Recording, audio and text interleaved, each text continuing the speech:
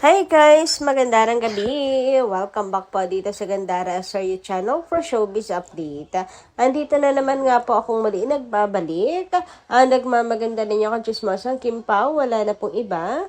Ang lokaret na si Gandara SRU upang magatid sa inyo ng latest update and fresh happenings patungkol kina Kim Chiu and Paolo Avellino. And para sa gabing ito, tatalakayin natin at pag-uusapan syempre, ang latest endorsement ni Kimi at tungkol po sa pasabog ng Kim Pao. Pero bago po ang lahat, sa di pa nakakasubscribe sa ating channel at ngayon lang po napabisita dito, kung isa kayo sa mga Kim Pao fans na nag-aabang araw-araw ng update kina Kim and Paolo, i-click nyo na yung subscribe button natin at notification bell na nariyan sa baba. Huwag na po kayong mag-atubili pa sapagkat araw-araw ay nag-a-update po tayo ng mga kaganapan sa buhay nila Kim and Paolo.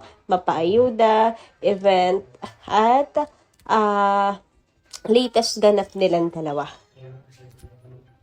Samantala, para naman sa atin pong matagal ng mga taga-subaybay, narito at meron po tayong ilang napiling basahing komento bilang pasasalamat sa walang sawang pagsuporta at pagtutok sa atin pong daily updates.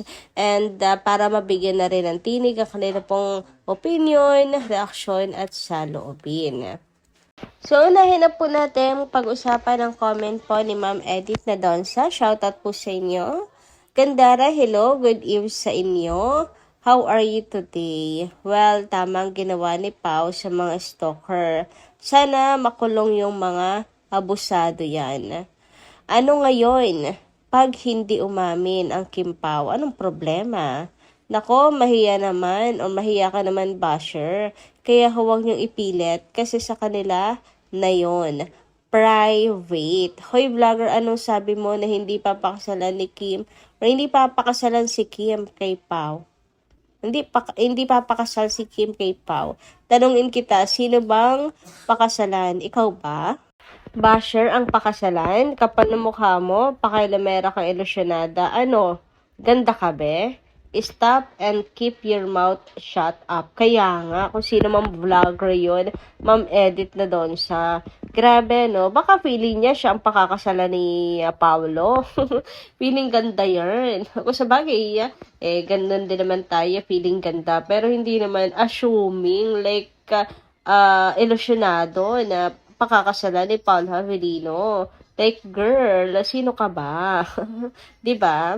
Hay nako, yaan na nga po natin sila Ma'am Edith na doon. Sa nababaliw na ata. Samantala, dumako naman tayo dito sa comment ni Ma'am Realin Zaragoza at Ma'am Hazel May Paglinawan. Sabi nila rito, sobra na yan. Lahat gawin. Lahat, gagawin ang lahat para masira si Kim. Ay nako, walang magawa sa buhay. Hayaan natin sila, basta tayo Kim Pao lang, pinakamalakas. Kilala ba ni Kim ang mama ni Marco? Ang daming tao nakakalito, may script silang mga host. Kaya nga po, ewan ko ba, lahat ng mga bashers, lahat ginagawa nila para sirain si Kim na para ba ang laki na nagawa ang kasalanan ni Kim Chiu sa kanila.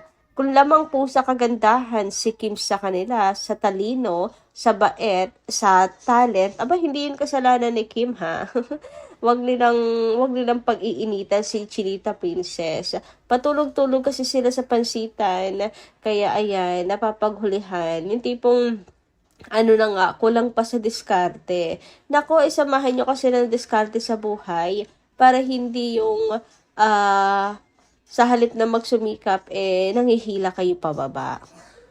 Anyway, kapansin-pansin naman nga po ang freshness ni Chinita Princess at ang glowing skin ni Kimi dito sa post na to mga kakimpaw. Syempre, alagang glutas yan.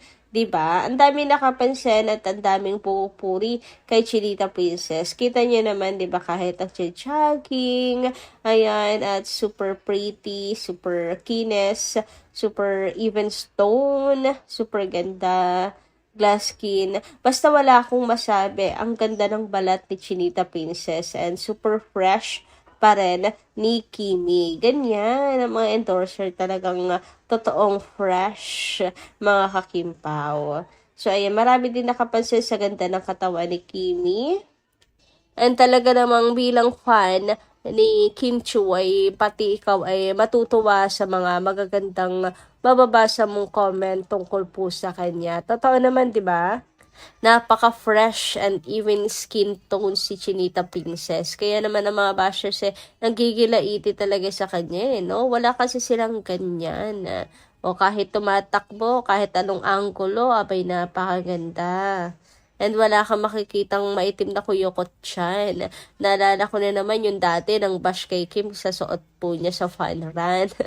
Ang masama noon ay kung maitim ang kuyukot ay hindi naman, 'di ba? Napakaganda, napakakinis, napakaputi at kahit picture lang, napakabango ni Kimi. Anyway, dumako naman tayo sa post ni Secret News. Nakapapasok lang daw pong balita. Meron tayong abangan sa Kim Pao this April. Sabi niya, seryoso ka ba sa dambuhalang revelasyong ito?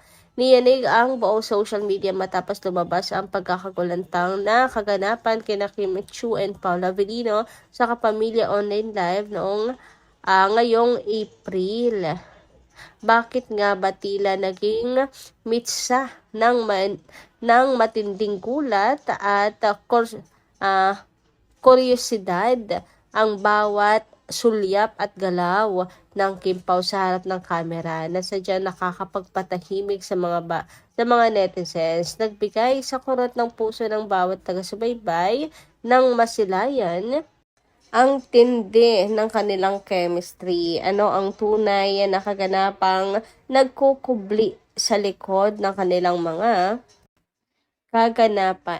kanilang mga ngiti na sadyang nagpapanganga sa lahat at tila yayanig sa inyong mga hinala tungkol sa tunay na estado ng kanilang mga puso sa likod ng mga dambuhalang proyektong pampubliko. Ito na nga ba ang katotohanan ng magbubunyag sa misteryong matagal nang inililihim o isa lamang itong dambuhalang pasabog na sadyang magpapakita ng tunay na kislap ng kanilang tambalan sa gitna ng dambuhalang ingay sa showbiz? Alamin ang bawat emosyonal na detalye na nakakagulantang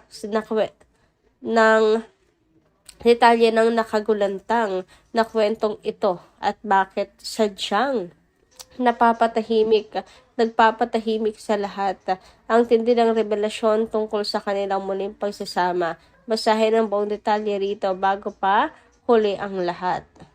And eto na nga, hindi na tayo magpapahuli. Kim Chu and Paula Avellino, dambuhalang niyanig ang Kapamilya Online Live sa kanilang muling pagharap. Ang revelasyong sadyang nagpanganga sa lahat at ang misteryong nagkukubli sa likod ng mga ngiti. Alamin ang buong katotohanan na kurot sa puso. Ay bakit naman kurot sa puso? Sa gitna ng nagniningning na mundo ng Philippine showbiz kung saan ang bawat kislap ng kamera ay may dalang kwento, isang dambuhalang kaganapan ang muling niyanig ang puso ng mga netizens ngayong April 2026. Ang paboritong tambalan ng sambayanan, ang Kim Pao, nina Kim Chu and Paula Avellino, ay muling naging sentro ng usap-usapan matapos ang kanilang nakakagulantang na pagharap sa Kapamilya Online Live noong April 6. Ang revelasyong ito ay sadyang nakapagpatahimik sa mga nagdududa at nagbukas ng isang kabanatang puno ng emosyon, kuryosidad at mga hindi inaasahang tagpo at sadyang kurot sa puso ng bawat manonood. Gulat at saya ang bawat sulyap at salitang binitawan ng dalawa sa harap ng dambuhalang audience online. Ano ang tunay na revelasyon sa likod ng kanilang ugnayan na matagal ang inililihim sa likod ng kamera? Paano ito yayanig sa inyong mga hinala tungkol sa tunay na anyo ng kanilang nararamdaman? Ito na nga ba ang katotohanang matagal ang hinihintay ng sambayanan tungkol sa tunay na kislap ng kanilang relasyon? O isa lamang itong misteryong nagpapakita ng kislap ng kanilang tambalan ay sadyang hindi na mapipigilan pa? Ang kuryosidad ng publiko ay sadyang nasa rurok na at ayan, dahil kilala ang tambalang Kim and Paolo sa kanilang hindi matatawarang chemistry na sadyang yayanig sa inyong mga hinala tuwing sila ay magkasama. Ngunit sa pagkakataong ito, ang kaganapan sa ABS-CBN ay tila may dalang dambuhalang mensahe na sadyang nagpapatahimik sa ilang netizens. Ayon sa mga nakasaksi sa live stream na mabilis na naging viral at bawat segundo ng kanilang interaksyon ay puno ng kahulugan na sadyang nagpapanganga sa lahat. Ang revelasyong ito ay naging mitsa ng matinding diskusyon online. Paano nga ba nagawang mapanatili nila Kim and Paolo ang dambuhalang kislap na kanilang samahan sa kabila ng dambuhalang pressure ng kanilang karir? Ang katotohanan na ang dalawang dambuhalang bituin ay sadyang naging komportable sa isa't isa sa harap ng libo-libong manonood ay isang revelasyon na sadyang nagpapanganga sa bawat taga-subaybay na nagnanais lamang ng tunay na inspirasyon. Ano pong libo-libong manonood, milyon-milyong manonood ng Kim Pao. Kasi kita nyo naman, di ba, sa mga reels nila Kim and Paolo, talaga naman pong million views. Dahil sa viral na kaganapang ito, muling nag-iinit ang diskusyon sa bawat sulok na internet tungkol sa mga susunod na proyekto na sadyang yayanig sa industriya. Marami ang nagtatanong kung ano nga ba ang naging mitsa ng kanilang muling pagsasama na sadyang nagpatahimik sa mga dati nang nakasubaybay sa kanilang mga naging sakripisyo. Ang misteryo sa kanilang mga ngiti sa harap ng screen ay tila isang puzzle dahan-dahang binubuo ng manonood.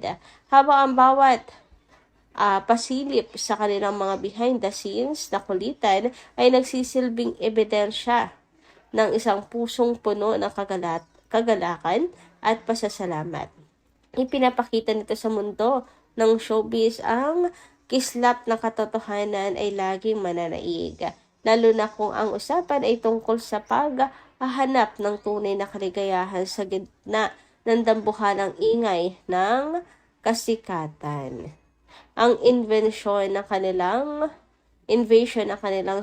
sandali sa live broadcast ay nagresulta sa mga tagpong puno ng kuryosidad, kung saan ang bawat patak na impormasyon ay mabusisi, pinag-aralan ng madla na nagnanais lamang masilayan ang tunay na Kim and Paolo sa likod ng kanilang mga karakter.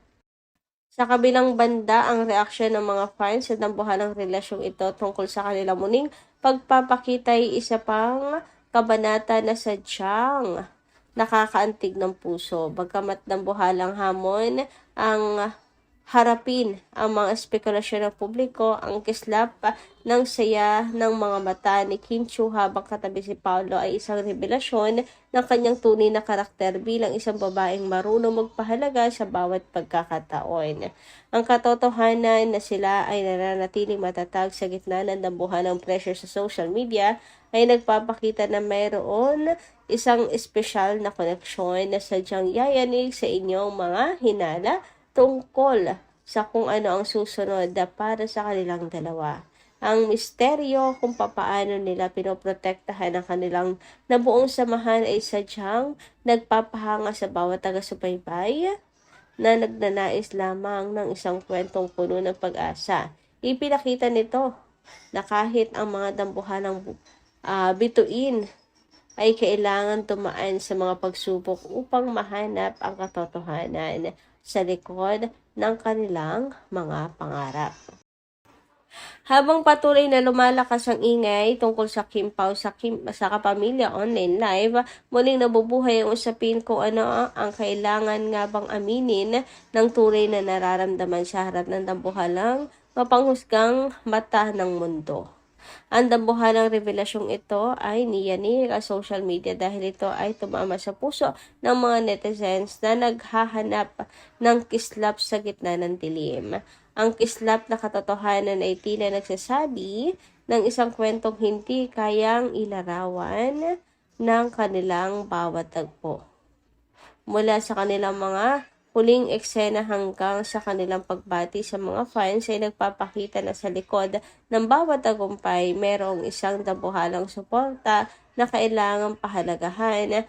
Ang katotohanan sa likod ng tagpong ito ay sadyang nakakapagpagulantan dahil pinapakita nito ang tindi ng determinasyon ni Kim and Paolo na maging tapat sa kanilang mga tagahanga habang pinoprotektahan ang kislap ng kanilang sariling kaligayahan.